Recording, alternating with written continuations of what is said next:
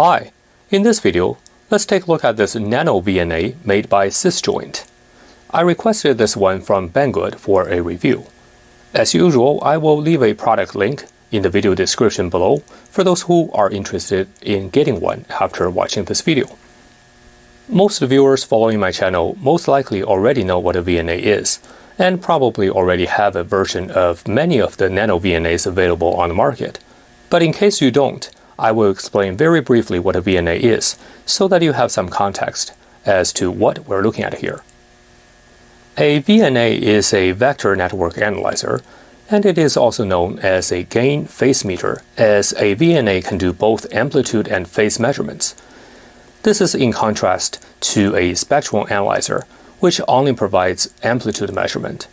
Spectral analyzer, along with a tracking generator, is sometimes referred to as a SNA, or scalar network analyzer. Prior to the advent of NanoVNA, very few hobbyists had access to a vector network analyzer due to its extreme high cost.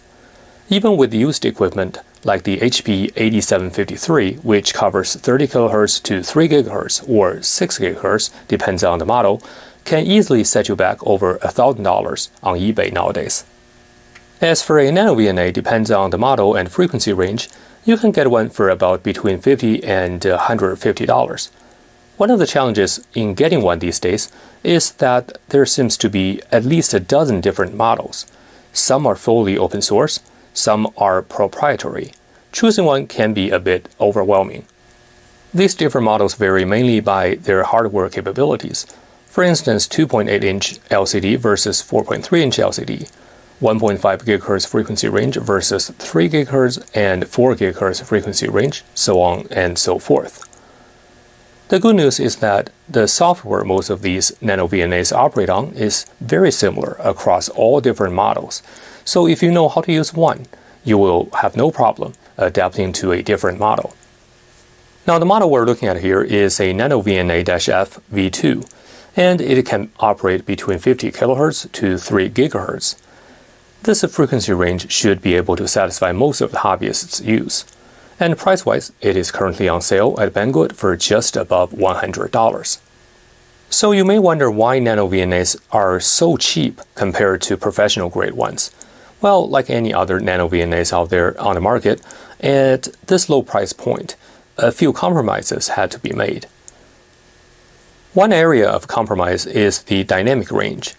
From the spec, you will see that the dynamic range for the S21 is at 70 decibels at 1.5 GHz, and it drops to 60 decibels at the maximum 3 GHz.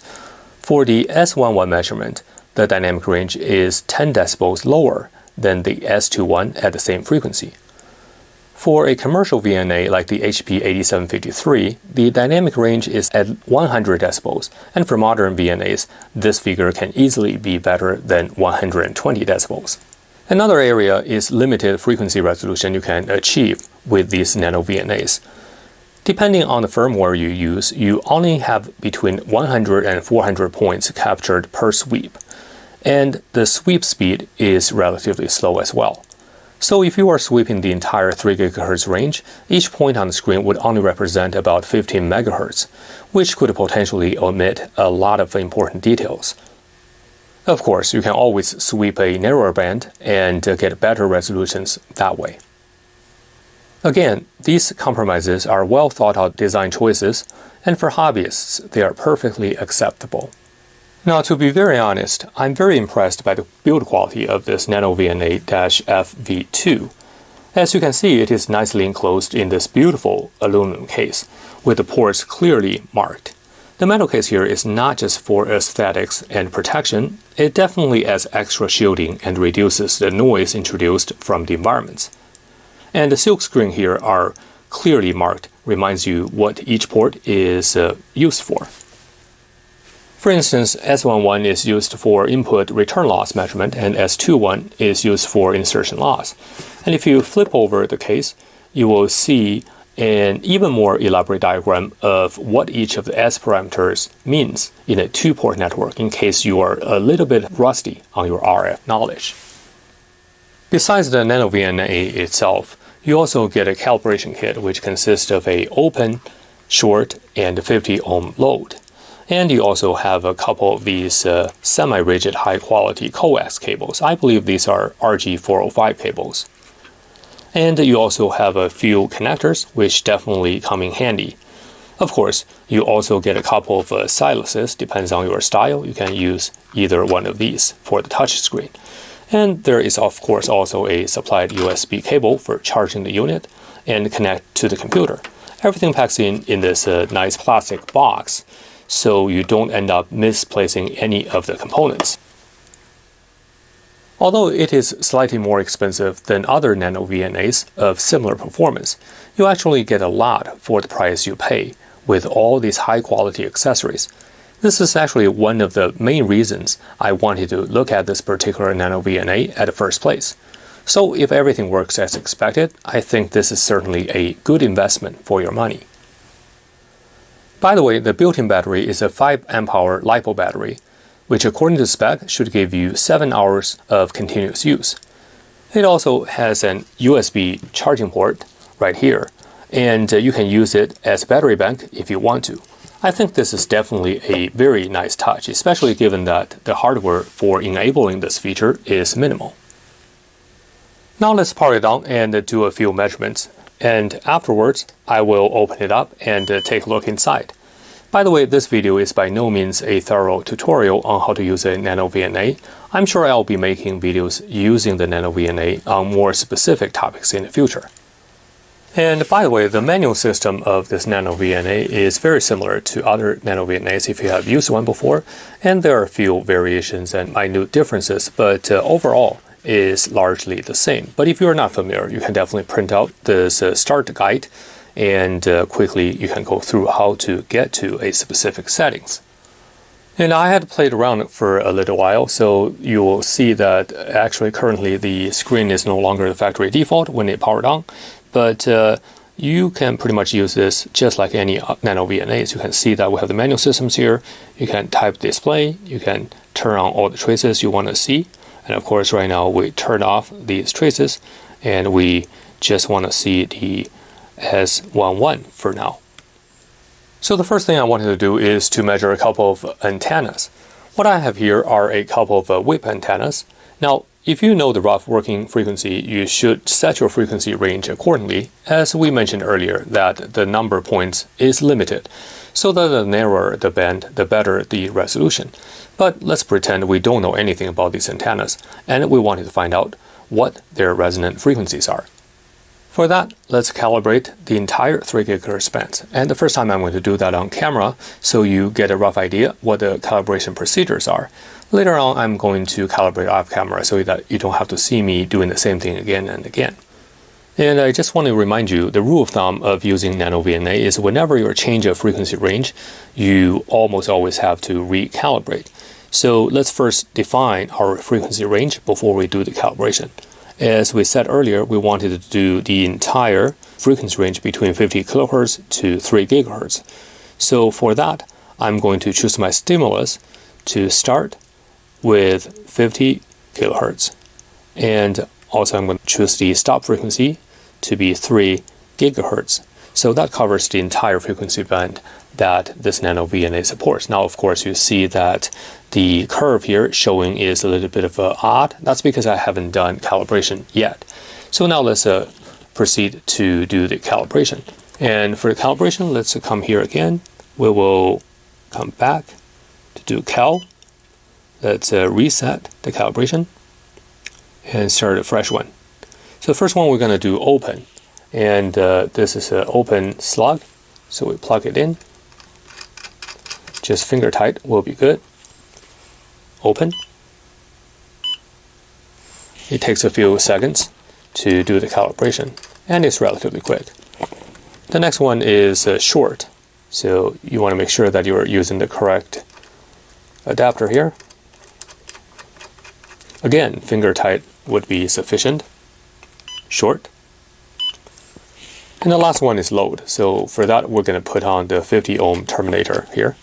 That's the 50 ohm.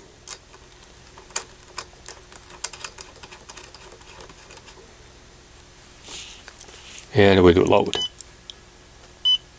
So now this actually, we're done with the S11 measurement. And if you're doing S21 measurement, you will have to do the through calibration as well. But for now, we are just measuring the antenna using S11, so we're okay with just the open short load calibration here. And you notice once you are done here, you do see this OSL at the bottom of the screen. That tells you that you have done this 3 calibrations. So for that, we're done, and I'm going to save it to slot 0. So let me remove it. You should see a perfect line again. And that tells you that it's calibrated.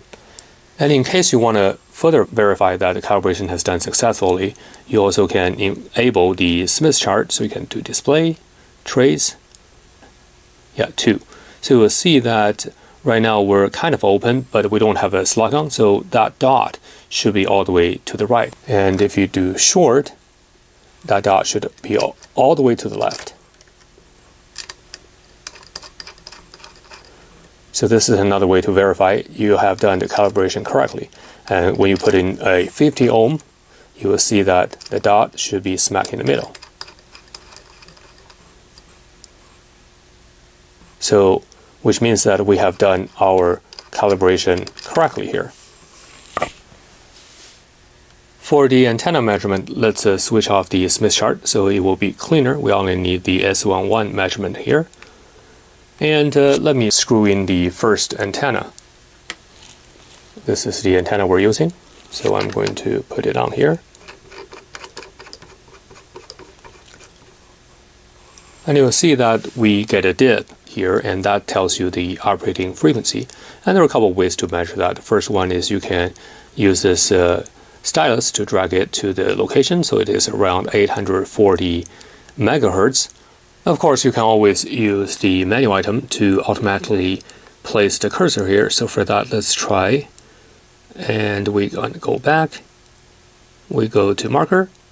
We go to search. In this case, we're going to select the minimum. So let's try it. Yep, so it already found the minimum is 840 megahertz. So again, you can see that for this antenna, the resonant frequency is at 840 megahertz. And of course, right now we're showing the return loss chart. For ham radio operators, it is more natural to use SWR measurement. Of course, these are related, but nevertheless, we can change the view to SWR. So for that, let's see the display, and we will see the format, and let's change it to SWR. And you can see that for this antenna, the operating range is clearly around the 840 megahertz area, as here is where the SWR is close to 1.0. So let me switch this back to the log mag display, and you can see that this is the log mag display for the return loss. So that's our first antenna. Now let's try the second antenna. We'll unscrew this one. And the second antenna looks very similar to the first one, but let's screw it down and see what we got.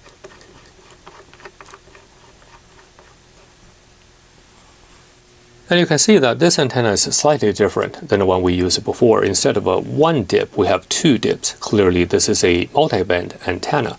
And the first frequency is still at 840, roughly the same frequency as the antenna before.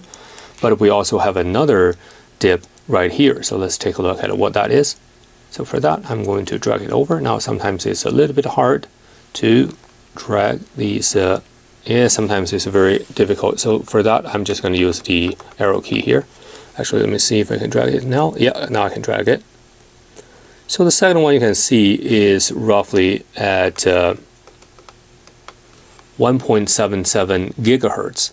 Clearly, this antenna supports both 840 and 1.77 gigahertz frequencies. So it's a dual frequency antenna. And let's change it back to SWR and take a look at what we see there. So for that, we're going back to display and format. Let's change to SWR. So clearly you can see that if you recall the first antenna we saw, we only have one dip here, and the curve goes all the way back to pretty high SWRs, but here we stayed relatively low between 840 and 1.77. Next, I will do a couple of measurements of a capacitor and an inductor with the Smith chart. The calibration has been done between 1 MHz and 200 MHz, and if you look carefully, you will notice that I added this electrical delay of 120 picoseconds, or 25.18 millimeters. That's because I will be using this through to connect my device under test and this NanoVNA. And when I calibrated this NanoVNA, I did not have this through on the unit here. My test capacitor is mounted on this SMA connector here, so I'm going to screw it in.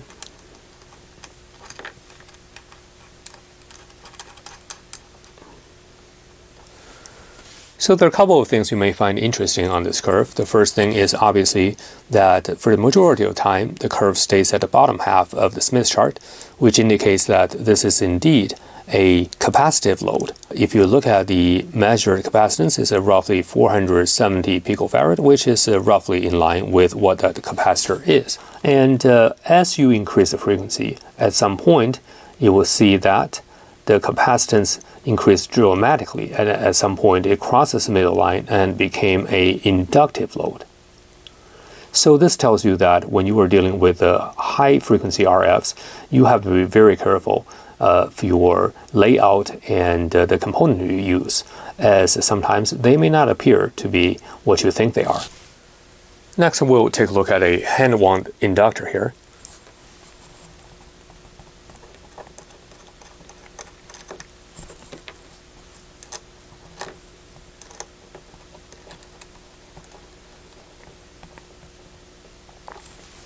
As an inductor, the curve naturally stays on the upper half of the Smith chart, and you can see that the measured inductance is roughly at 78-79 nanohenries across the frequency range. What we have done so far are just S11 measurements, and for completeness, I do want to show you an S21 measurement. For that, I have set up the NanoVNA to sweep between 300 MHz and 500 MHz. And if you look carefully, you'll notice that the calibration status right now has a T, and the T stands for through. The through calibration is required only for S21 measurement. The circuit we're trying to measure is a pretty standard LC filter, as you can see here, with its two long coax. So let me hook that up and we'll see what the measured response is.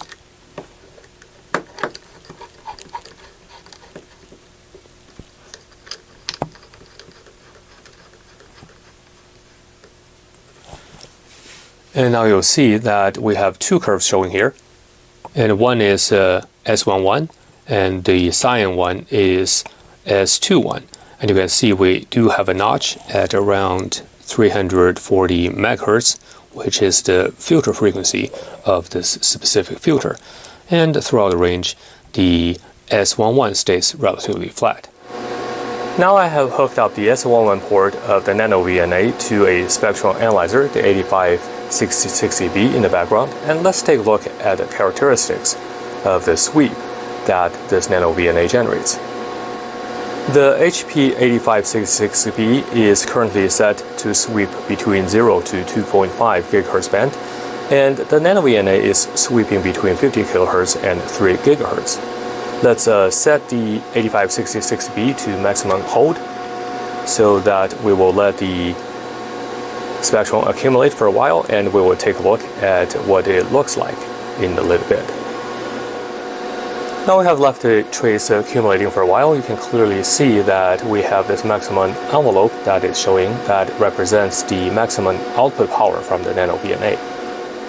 And as you can see that the curve is not entirely flat, but it's actually reasonably good. So at the highest output power, we get roughly 0 dBm, which is what is expected. Now, as frequency increases, you can see that output power started to drop and to about -5 dBm at the higher end of the scan. Here is at 2.5 GHz. So this is well within the range of between 0 and -10, according to the specification. So while still hooked up to the HP8566 while it's scanning, I just want to show you what's going on the NanoVNA. Currently we have two traces set up. One is for S11, the magnitude. The other one is the Smith chart. For the return loss, you can see that the S11 is relatively flat. And on the Smith chart, you can see all the dots are congregated around the center, which is the 50 ohms. This tells you that the impedance matching between the NanoVNA and spectral analyzer is very good across the entire frequency range between 50 kilohertz and 3 gigahertz. The NanoVNA can also be used as a signal generator. While we're still hooked up to the spectral analyzer, let's take a look at the spectrum it generates. So for that, I'm going to change it to the signal generator. And by default, it's outputting 1 gigahertz. Let's change the frequency down a little bit to 100 megahertz. Let's enable the RF output. And now with the output enabled, let's briefly switch to the spectral analyzer. You can see the output. So clearly you can see that we have a lot of harmonics. So clearly this is not a sinusoidal output. And I'm going to zoom it in and just to do a quick measure so we can see what is going on there. So let's find the peak. The peak is at 95 megahertz, which is close enough. And let's take a look at the next peak. So it's at almost 300 megahertz. So that tells you that's a third harmonics, which means the output is a square wave. So we can take a look at that later on an oscilloscope as well. And you'll notice that at 100 megahertz output, the output attenuation is disabled. I did some experiment and it appears that once you start exceeding 135 megahertz, these become enabled. That means that the internal synthesizer was not able to level the signal below 135 megahertz. Just to show you that, let's set the frequency to 130 megahertz. You can see that it's still disabled, but as soon as I set to 135 megahertz, you can see the output is enabled. So now let's set the frequency to say 500 megahertz, and let's take a look at the signal output again. You can see that the output currently is at measured 495 megahertz, and let's just call it 500 megahertz. And it's sitting at minus 10 dBm, which is actually 0 dBm because of the attenuation of the input for the spectral analyzer. So that's very good. And indeed, on the display here, we're selecting a 0 dBm. You can see that the output signal is 0 dB. So let's reduce it to minus 3 dB. And you can see we have changed this to minus 3 dB. And indeed, on the screen, we were shown minus 13 dBm. So that's actually very good. So let's do minus 6. So try to measure C here. And it's difficult, but I'm going to select minus 6. And on the screen, you see the minus 6 as well. So far, so good. And minus 9. And actually, that works out very well. So just for completeness, let's change the frequency to 2 gigahertz. And you can see that at 2 gigahertz. Let's again try to search the peak. So the amplitude actually dropped significantly. Now let's change to 0 dBm. And you can see that even at 0 dBm, we have about minus 5 dBm down from supposedly the 0 dBm. As you can see, currently we're set at 0 dBm. So that's consistent with what we observed before as the output signal started dropping, rolling off as the frequency increases. So that's just the nature of the synthesizer used without output leveling. Okay, so now it's time for us to open it up and take a look at what is inside.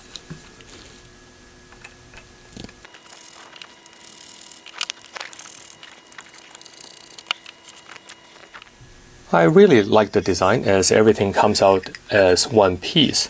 You can see that this is just the entire case and the whole assembly sits sliding right into the case itself. On this side of the board, we don't have too much going on besides this LCD. Now, on the side, we do see two ports.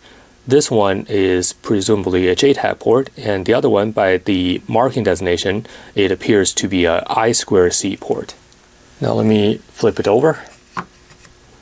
So the main circuitry, by the look of it, it all resides on this side of the board. And if you take a closer look, it uses this kind of sandwiched board design to have the battery, there's another riser board, and the main board at the bottom.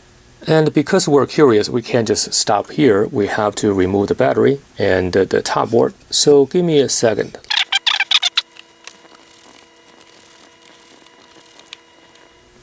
And right now we can already see quite a few chips here. I do want to take these metal shielding cans off if I can later on to show you guys what is underneath. But right now, if you look at here, we have this IP5306. That is your charging controller that also drives the boost converter to go to your battery bank for the 5 volts. And here, by the look of it, we have a buzzer, and not entirely sure what that chip is, but it's probably just something to drive the buzzer, as the marking, I think, has been sanded off here. One thing interesting is that if you look at it here, by the look of it, we have a connector here, but it is gunked off, so I'm not entirely sure what that connector is here for. And because we have a touch screen, we also have this XPT2046, which is a touch screen controller here. And to the left of here, we have a EEPROM, that is a GigaDevice 25Q16E, which is a 16 megabit EEPROM that is used to store your firmware and calibration data. Towards the middle here, we have this large chip. That's the brain of this NanoVNA. That is a GD32F103, which is an STM32F compatible 32-bit microcontroller chip.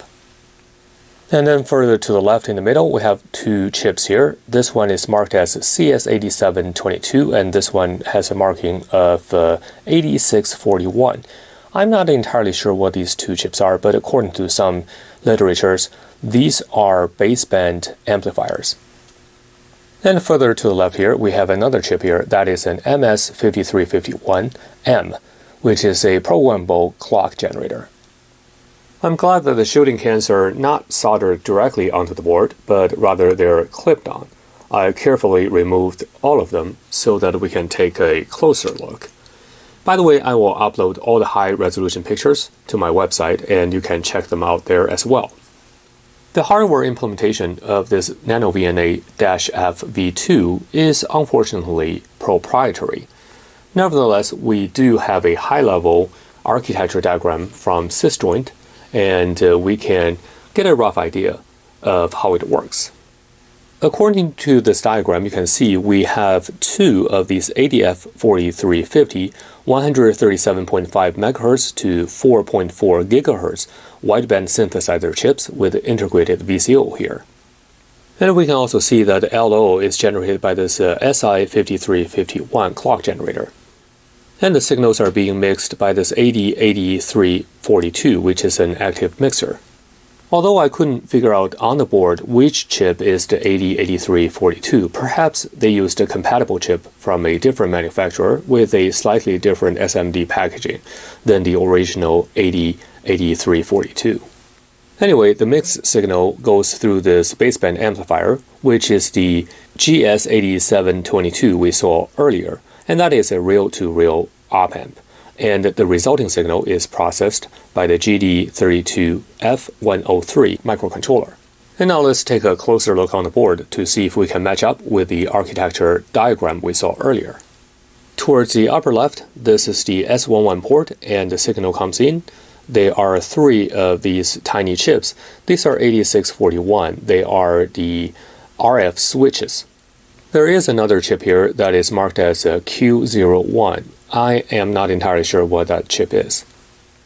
And for each of the channel, we have one of these ADF4350, and again, as we mentioned earlier, these are two of the wideband synthesizer with integrated VCOs.